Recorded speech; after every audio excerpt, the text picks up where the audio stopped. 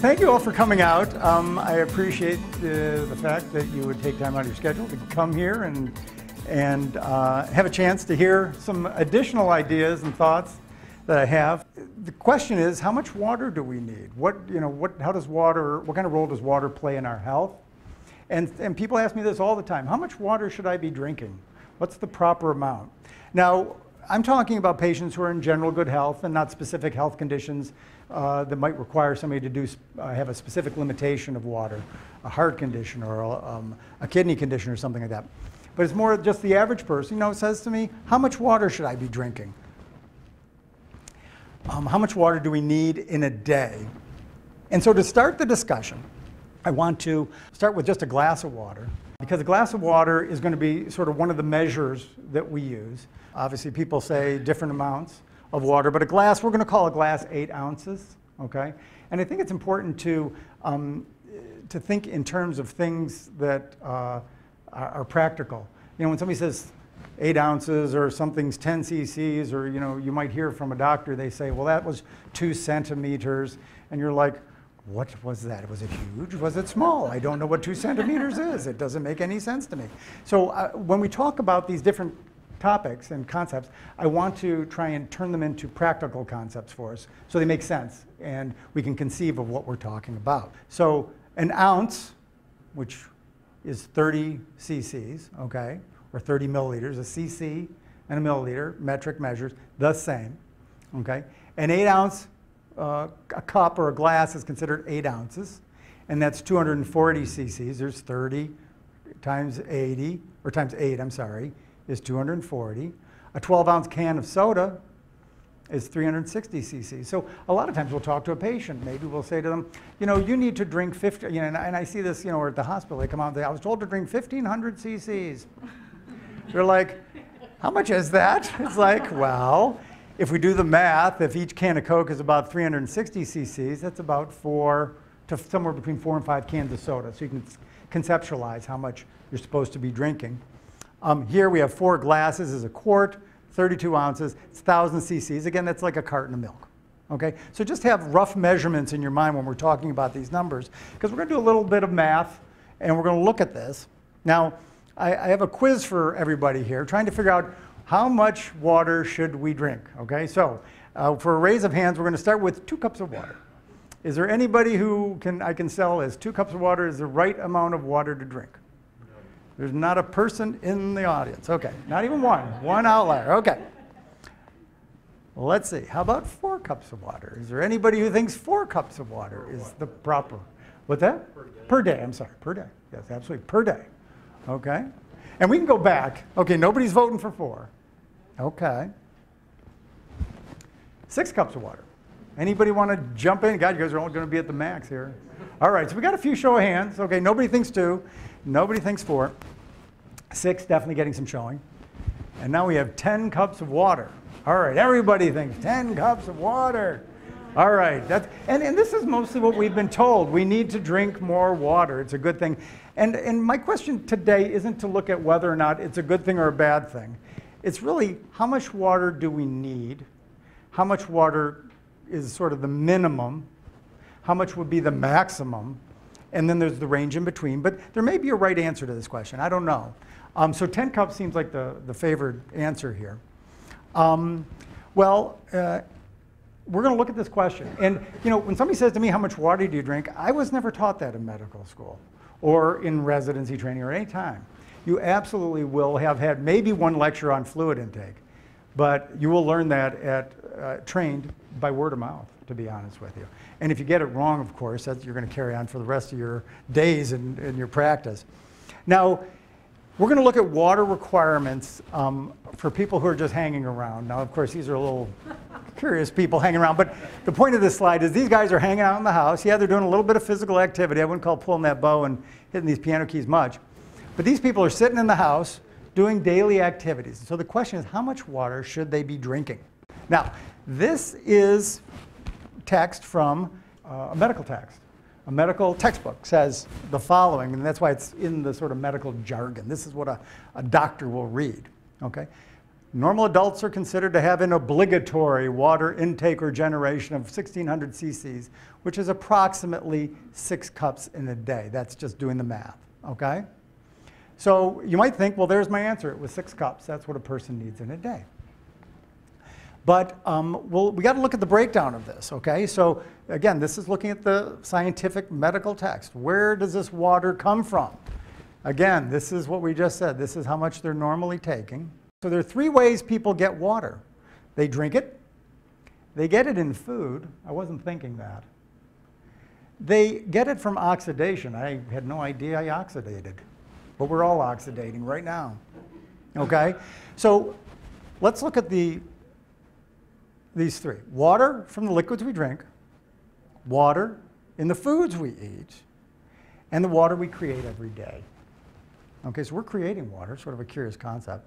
Now, 72% water, that's our bodies, sort of weird. I mean, I feel like I'm much more substantive than 72% of me being water, but that's the number. And I don't want to figure out exactly how they figured that out, but you can guess later when we talk about how you figure it out with other things. This is how it is a scientific solution of the fact that our bodies are 72% water. So if our bodies are 72% water, it won't surprise us to find out that our food has a lot of water in it. Pretty interesting. So we don't consider that. So when somebody says you needed, well, 6 cups was what the doctor would say. If you're in the hospital, that's how much we'd be pouring in by vein. You don't realize that 800 cc's or 27 ounces, approximately 3 cups of it is coming from water. And of course, we know this when we think about it. I mean, it makes perfect sense. You know, plump, juicy tomatoes, you know, you feel one or see one that's a little droopy, man, forget it, pass it by. You know, you squeeze a cantaloupe at fries, it's a little soft, give it up, let somebody else buy it, who knows where it's going. You know, grapes are nice and fresh, you want these, okay? This kind of fruit will not get sold at the market. And you start to realize, you start thinking, oh, I get it, yeah. Obviously, fruit, a lot of water when you start to dry it out. And you can dry it out more than this, of course. But you get a sense of how much water is in this fruit. It turns out, does anybody want to guess what the percent of water is in fruit, relatively speaking? Is it more than human being water of 72%? Yeah, it makes sense. I guess it does make sense, doesn't it? It's about 90% water. The food we eat. I mean, no, it's not all. Bananas are, interesting, 74% water. Broccoli, got a lot of water in it. Of course, this is why vegetables are good for us. Because they're basically we're just having a lot of water. It's like, I mean, you start to wonder what the point is. At the end of this lecture, you're going to start seeing everything's water. What's the point? We should just be drinking water, eating water? No, but obviously there's nutrients and other things. Okay. Now, the next one, a little less, we see about 10 ounces, a little over a cup, is created by this thing called oxidation, okay? So our bodies are actually creating water every day. And of course, this is the kind of thing that, it's a little bit about what's going on in medicine when you see the doctor. I mean, you know, a patient will come and say, I have this or that. And to the doctor, there's all this background baggage. It's like, oh yeah, there are processes going on and there's these other things. And of course, patients, you know, as individuals, we don't think of these aspects of things. But we're creating water every day. We make a lot of water, actually, interestingly. And this is sort of analogous, if you will, to what goes on this doesn't show up that great, but this is a car, and that's the tailpipe, and that's what we think of as smoke coming out of it. Well, most of it isn't smoke, actually. It's water vapor, witnessed by the fact that if it's hot outside, you don't see much except for a little haziness.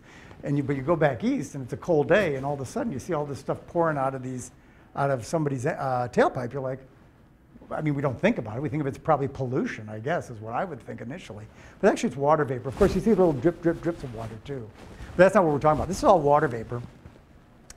And it comes from the fact that there's chemistry behind this. This is what your car engine is doing. It's taking octane, gasoline, adding oxygen to it. We all know this is happening. This is called combustion. We're creating CO2 and water.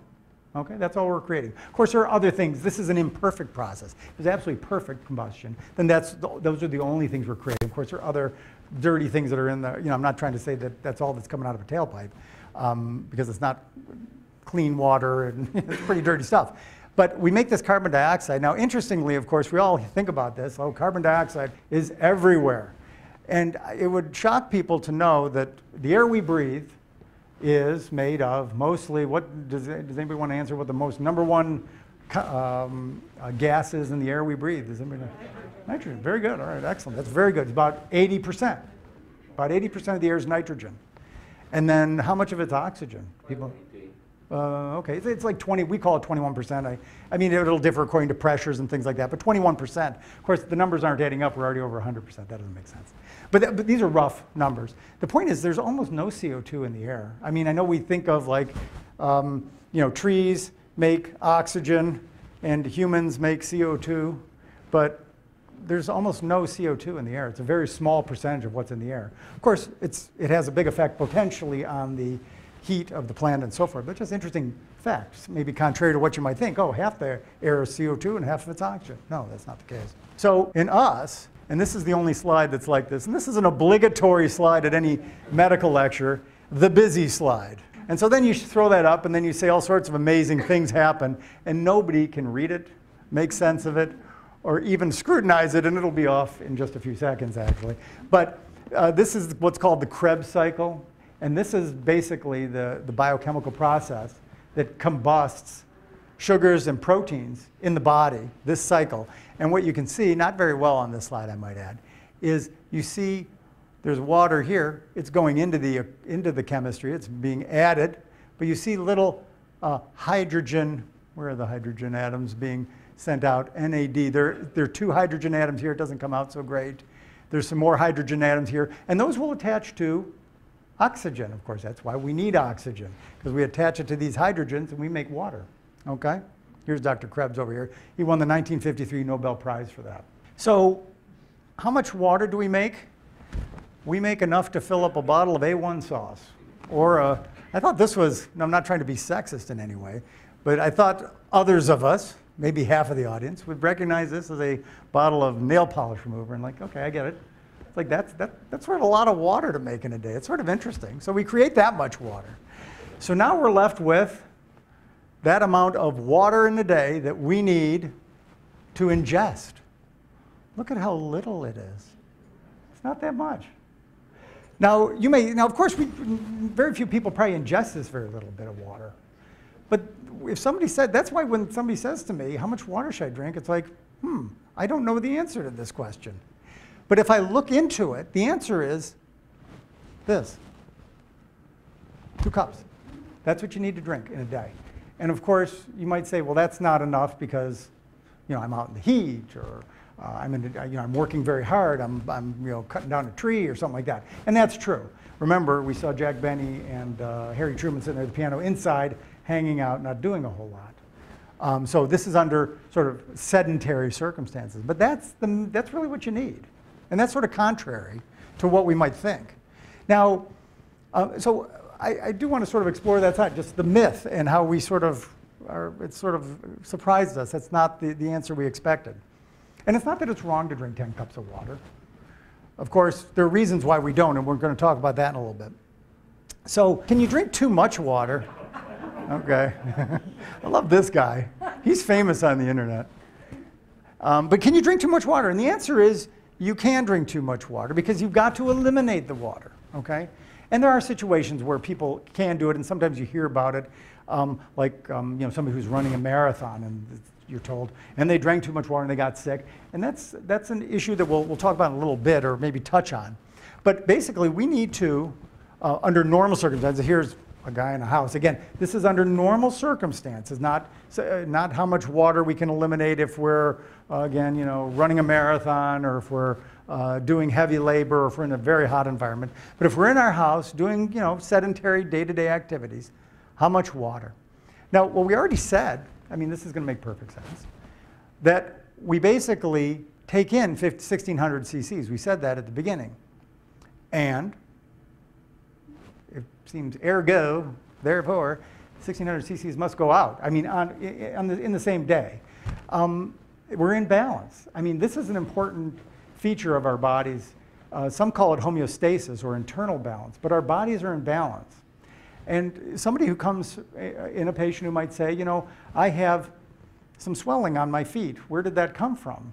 And the answer is that, and that wasn't there yesterday or a week ago or something like that. The answer is, well, you're not in balance. At some point you weren't in balance. What you took in did not match the amount of water that went out. And obviously if this happened every day of your life, you would blow up like a balloon. So it doesn't happen every day. Of course you can be off just a little bit, and that's enough to have edema or swelling, okay?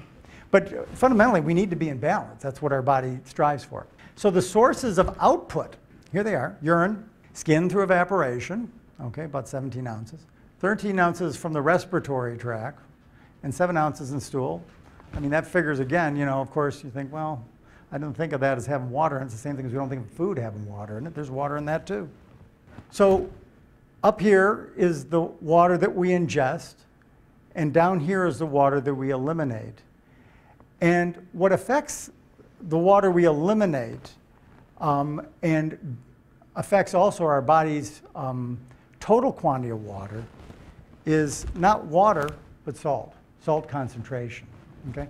So if the body is regulating salt concentration, that's what the body needs to regulate to maintain balance within it so that cells are in a healthy environment, because the cells need a constant environment to function in. So just like a soup that might be salty, if you dilute it and put more water into it, it'll get less salty. So too, our bodies, when we have a certain amount of salt or concentration of salt in our bodies that our body wants, especially an average concentration, if we take too much water in, we reduce that concentration. The body senses that and wants to eliminate it. Now, water has, or our bodies have an ability to allow water to move or control water's movement because of the fact that we have cells in our body, and our cells have what's called have a membrane. This is the outer covering of all cells, and our body is made of multiple trillions of cells, okay? And these cells have something special called a semi-permeable membrane, which is a big word. But this is, again, part of the science of understanding how our bodies balance the water.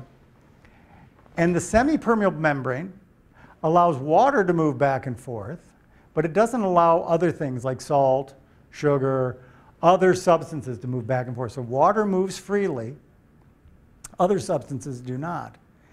And that's why the body needs to maintain this concentration here inside the cell, the same as outside the cell. So there's not a lot of shifting of water, okay? Now, if the body doesn't have that, here's a normal red blood cell, looks like a little donut from the donut shop. Okay, here they are under the microscope, okay? If you put in a highly concentrated salt solution, okay, a lot of salt in here, in this water surrounding these cells, the cells will basically crimp down and shrivel. They shrivel up. We call that crenating in what's called a hypertonic solution. So the cells will change and they will shrink. Now, if you do just the opposite, that is, that water is moving out of the cells into the solution and they're shrinking. Here, just the opposite is happening. There's more water concentration. There's more water concentrated here than in the cells. The water moves into the cells and they expand. And now we see this, okay? So this, you might say, this is mumbo jumbo, doc. I don't know why you're telling me any of this. But we see it, and you see it at the pool, okay? And this is a phenomenon, maybe you notice, maybe you don't. If you go into the pool water, you get wrinkly skin, okay? Maybe you notice this when you're a kid or now. You come out of the ocean, you don't got wrinkly skin. And the reason is that your skin is expanding because water in the pool, it's pure water. And the water from that pool is moving into your skin and actually making your skin, it's enlarging your skin, so it's too big. It's wrinkly, okay? In this case, the ocean water is much more concentrated. That's why you can't, you know, if you're lost at sea, you can't drink ocean water because it'll dehydrate you ultimately. And in this case, it actually shrinks your skin. You don't get all the waves and the wrinkles. But of course, you don't see it as shrunk because it's very minuscule. It's a little bit tighter, but you don't feel it. So it's almost like this guy in the suit too small. So water movement is something you do see. It happens. And we see it in different things that we observe. But we don't see it internally in what's going on. So it turns out that we know that each bottle here is 2 liters, okay? 2.5 liters, or 2.5 bottles, 5 liters of water is the maximum amount a person can drink in a sedentary life, living in a 70-degree environment. That's the maximum you can. So you could actually drink 5 liters of water, and your body has the ability to excrete that. Okay. Now this isn't in other environments. This is again inside an average 70-degree temperature. So interestingly, 170 ounces. And this was just something that sort of came out of my calculations. I didn't know this before we began. But the minimum required, we said, was 17 ounces. And the maximum in the same environment that we can eliminate is 170 ounces. That's a factor of 10. Okay? And this is a common theme that as we go through these talks, you're going to see our organs have this ability to function at its normal level, which is, let's say, 100%. And then if you take somebody like Lance Armstrong and get him to maximize his lung capacity and function under exercise circumstances, he can function at 10 times that, or 1,000%, 10 times factor. And it turns out that a person doesn't need to have a lung transplant until they're down at 10%. So there's this logarithmic association. This just sort of came out of the calculations that I did. It was sort of interesting that this factor 10 will occur a lot of times in our math as far as the body's physiology. I want to switch gears now. We talked about how much water you need. The 17 ounces is the minimum. Most of us would drink more, but the reason we drink more has nothing to do with this conscious decision of, when you say, how much should I drink? If I ask you, how much did you drink today, you could maybe take a guess. And I'd say, well, why'd you drink that much? What would your answer be? Exactly. It has everything to do with your thirst. It has nothing to do with our conscious decision. So it's a bit of a false kind of division when we say to, when the question is asked, how much water should I drink? Well, the answer could be, well, how much water do you drink? Because that's what your body needs. Again, we're talking healthy circumstances. If you're not dealing with some major medical problem, your body will tell you. So in an environment like this, where you're in the desert, and if anybody saw this movie, water gets to be an important part of this guy's life. Your body will tell you how much water you need to drink. Now, often you need to think ahead, of course. If you don't think ahead and bring the proper amount of water, your body may be telling you need to drink and you don't drink it. And then you're going to get in trouble and be dehydrated and you can get sick. But your body will tell you. Thirst is. So it's a little bit of a false dichotomy when we make the point about how much should you drink. Your body will tell you. Thirst is the drive. Moving on to another, this is obviously a very rapid photograph of water, and it's just some of the amazing properties of water in this water balloon that sort of has lost its skin, and as it's doing it, the water is still holding together. Water has many fascinating properties. We're not going to talk about that, but I do want to do a little thought experiment. I don't think any lecture or talk from me would be complete without thinking about Albert Einstein. For those of you who've seen Albert in one of my rooms where we have all the pictures of him, there are many reasons to be amazed by Albert Einstein, but one of the things I like most about him is his use of something called the thought experiment, or as he called in German, the Gedanken experiment, which is he would take things to a logical conclusion, and rather than throw it out if it made no sense, he'd say, well, if the world is that way, what other things must be the case? And he discovered all sorts of amazing things, imagining, if you will, making a similarity between the tug of gravity or a person, let's say, who's sitting in an elevator on the surface of the Earth, that gravitational pull, versus a person who is flying through space at a rate of acceleration that was equal to the rate of gravity or the acceleration of gravity, that those two people would virtually be in the same environment. They would know no difference. And from that, he concluded that gravity and acceleration are the same thing. They are the same thing, and many things came from that. So we're going to do a little experiment talking about something that comes out of this issue of liquids. We talked about water, how much water should you eat, but this is really about liquids, okay? So a lot of us drink these things a lot, and after hearing this talk, you may drink less of them, but water and juice, okay? And these things have a lot of calories in them, and this is going to be why we're all dealing with weight issues in the United States, or at least among the major reasons. And so, you hear these, complaints that, Coca-Cola is responsible for childhood obesity. There's a lot of truth to this in ways. There's just no question about it, or at least the availability of the Coke. Now, Coke is 13 calories per ounce. Juice, actually, this is incorrect, is 14 calories per ounce. Juice a little bit more. So if you take the numbers we just did the numbers, so now we're going to use our new knowledge. There's 17 ounces that we need in a day, and they're 13 calories. So let's say a person says, I'm not going to drink water anymore. I'm going to drink Coke every day. That's all I'm going to drink, okay? That person is going to drink in a day 221 calories. There are 221 calories per day times 365 days of the year. And then we divide this by a number that we haven't talked about, but this is a number we should all know. How much does it take to gain a pound? 3,500 calories. Do people know that fact? No. Some people do. Interesting.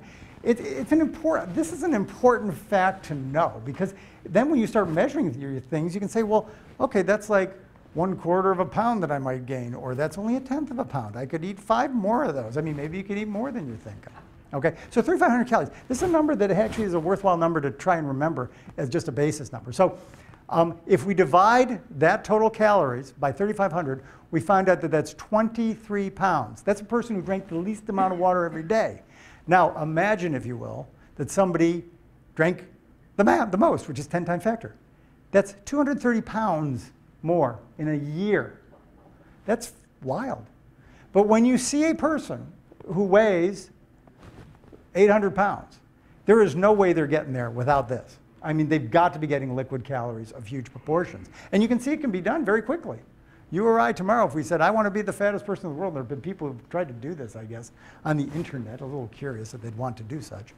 Now, if you drink juice, of course, it's a little bit more. You can actually go up to 248 pounds. Now, of course, nobody's drinking 5 liters of Coke every day. But there are people in this country that are drinking 2 liters of Coke every day. So just cut it just in half. That's 100 pounds, 120 pounds. It's sort of scary, to be honest with you. And of course, this is why this guy's on the internet. And you can, I mean, he comes up under a lot of Google searches about overweight. He just comes up. So he's been drinking, I think, too much Coke, potentially. Not necessarily. Looks like a fun guy, though. All right. Now, the other side of water, just briefly to touch on, and just another aspect of water, and there are many others, but this one is about water and weight loss. And you hear this all the time, or you've heard it before. I've heard it, certainly. People say, oh, you drink water, you're not as hungry. And it's true, to be honest with you. They did a study. 2 cups of water before a meal led, after 2 weeks, to 4 pounds of weight loss. In 2 weeks, you lost 4 pounds. That was a study that was just reported. That sounds good. And it is true. People who drink before, they fill up, they're satiated, they don't feel the need to eat as much. Dehydration certainly drives people to eat more. But actually, I thought, well, this makes sense, and that sounds good, and that's all I'm going to say. And I said, well, does that make sense? Because they claimed in the study 90 calories per meal. So I said, okay, I know something about 90 calories, or about weight and calories. We just talked about it, 3,500. So if there's 90 calories per meal, 3 meals a day, 14 days, that's 3,800 calories. They lost a pound. So now I start to wonder, is this research even real? Are they telling me the truth? The numbers didn't add up. But I do think the concept is true, which is you will lose weight if you drink water before you eat. I think that could be helpful. So this is the conclusion of our little tale here today about water, which I hope was a little more interesting than you might have thought when it started. There really is no absolute recommendation. So, but if you ask me how much water, I will pick a number. It might be 6 today, it might be 8, it'll say somewhere around there. That's probably what I would say, but the real number varies anywhere between 2 and 20 cups per day. We talked about thirst mechanism really is what drives us to have a drink of water. And that's, again, when a person's in good health. You can't depend on this in all circumstances. And then extra liquids are useful in diet efforts because they substitute for empty sugar calories, just as we saw, all that weight you could gain from Coca-Cola and juice, and because they probably do, in fact, help us reduce our calorie intake at any one meal. So they can be useful in trying to diet.